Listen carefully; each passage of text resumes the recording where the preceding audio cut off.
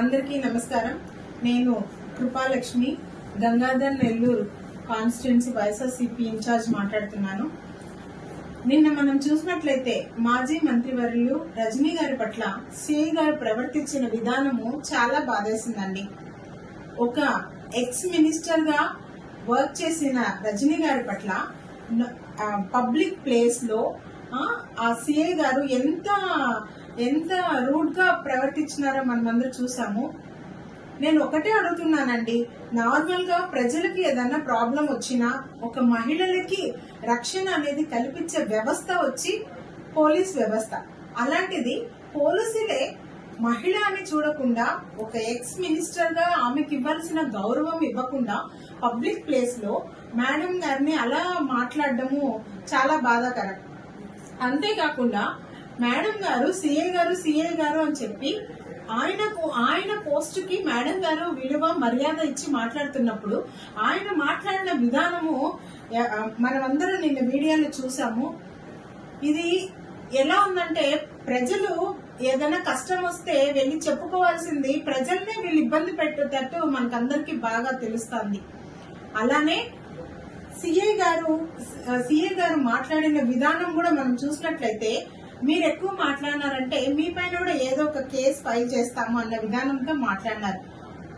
మంత్రిగా తను వర్క్ చేసినప్పుడు తనకి ఇవ్వాల్సిన గౌరవం ఇవ్వలేదు.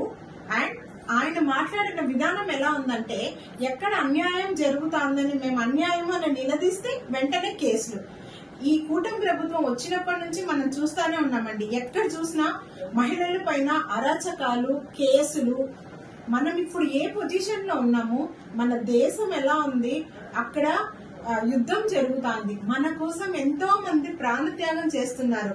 అలాంటి ఈ సమయంలో మనము మన దేశాన్ని కాపాడుకొని అందరూ క్షేమంగా ఉండాలని కోరుకోవడం వదిలేసి, ఒక మహిళ, ఆమె ఎక్స్ మినిస్టర్ అని కూడా అవసరం లేదు, ఒక మహిళగా తనకి ఇవ్వాల్సిన గౌరవం కూడా ఇవ్వకుండా నిన్న అలా ప్రవర్తించడము మాకందరికి చాలా బాధేసిందండి. అంతేకాకుండా గుంటూరు జిల్లాకు చెందిన కల్పన అనే ఎంపీటీసీ గారిని కూడా అలానే జీప్ లో అర్ధరాత్రి తీసుకొని వెళ్తున్నారు. నేను ఒకటే అడుగుతున్నాను, ఏమి తప్పు చేశారండి వాళ్ళు? దొంగతనాలు చేశారా, లేకపోతే మర్డర్లు చేశారా? ఎందుకు మీరు ఇలా అంతా మహిళల పైన కూడా ఇంత కక్ష పెంచుకొని మహిళలని కూడా ఇలా సాధిస్తున్నారో మాకైతే అర్థం కాలేదండి. అండ్ ఇంకొక విషయం ఏమంటే, మహిళలని అంటేనే తనిగా మహిళ అని అంటే తని గౌరవం అనేది ఉంటుంది ఎక్కడైనా సరే, అది ఏ పార్టీలో అయినా సరే అండి. అలాంటిది ఒక మహిళగా మేడం గారిని, నిన్న రజనీ గారిని అలా రోడ్ లో నిలబెట్టి మాట్లాడడం అసలు ఏం పద్ధతిగానే అనిపించలేదండి. జగనన్న గారి ప్రభుత్వంలో చూస్తే మహిళలకంటూ తని ఒక గౌరవము, ఒక విలువ అనేది ఉండేది. మహిళలకి ధైర్యాన్ని ఇచ్చేదానికి దశ కూడా తీసుకొచ్చినారు. ప్రతి ఒక్క మహిళ మేము బయట వెళుతున్నాము అంటే మాకు తోడుగా మా అన్న మాతో వస్తున్నాడు అనే ఒక ధైర్యంతో ముందుకెళ్లే వాళ్ళు. ఆ దిశ యాప్ అనేది శ్రీరామ రక్ష లాగా మహిళలకి ఉండేదండి. అలా అంత గౌరవం ఇచ్చి మహిళలు కూడా అన్ని స్థానంలో, అన్ని రంగాల్లో ముందుండాలా అని ఎంతో గౌరవం ఇచ్చి మహిళలను కూడా అన్ని రంగాల్లో ముందుకు తీసుకొచ్చిన ప్రభుత్వము జగనన్న గారి ప్రభుత్వం. అలాంటిది ఒక మహిళ అని కూడా చూడకుండా నిన్న పబ్లిక్ ప్లేస్ లో ఒక సిఐ గారు అలా ప్రవర్తించడము ఎంత మాత్రం న్యాయం కాదు.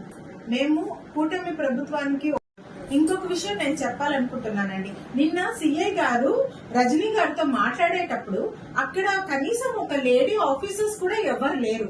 ఇప్పుడు ఎవరైనా లేడీ గురించి మాట్లాడాలన్నా, లేడీతో ఏదన్నా వాళ్ళు ఒక కేసు విషయంగా ఏదో ఒకటి మాట్లాడాలన్నా అక్కడ ప్రాపర్ ఆఫీసర్స్ అనే వాళ్ళని వాళ్ళు అరేంజ్ చేసుకోవాలా. ఎవరూ లేకుండా సిఐ గారు ఆయన పాటకు ఆయన కేసులు, మీరు ఇట్లా మాట్లాడితే కేసులు మీ పైన కూడా పెడతాము. కూటమి ప్రభుత్వం వచ్చినప్పటి నుంచి కేసులు మాకేం కొత్త కాదండి. ఎక్కడ మేము నోరు తెరిచి మేము న్యాయము అని మేము మిమ్మల్ని కోరితే అక్కడ తప్పకుండా వాళ్ళపైన కేసులు అనేది ఫైల్ చేస్తా వస్తున్నారు. ఈ సంవత్సరం మొత్తం మేము కూడా అందరం చూస్తానే ఉన్నాము. ఎక్కడ చూసినా మహిళలు కానివ్వండి, చిన్న పిల్లలు కానివ్వండి, ఎక్కడంటే రక్షణ ఉంది వాళ్ళకి. చిన్న పిల్లల్ని కూడా వదలకుండా రేపులు చేసి పిల్లల్ని చంపేసి ఎక్కడ పడితే అక్కడ అలా చేస్తా అన్నారండి. మేము మా తరపున మేము ఒకటే కోరుకుంటున్నాము, చంద్రబాబు నాయుడు గారిని. చంద్రబాబు నాయుడు గారు మహిళలకి రక్షణ ఇవ్వండి, మహిళలని గౌరవించండి. అదేలాగా సిఐ గారు ప్రవర్తించిన విధానము మంచిది కాదు, అది వచ్చి చాలా బాధాకరమైన విషయము. కనుక కంపల్సరీ రజనీ గారికి క్షమాపణ చెప్పాలని మనస్ఫూర్తిగా కోరుకుంటాను. నమస్కారం.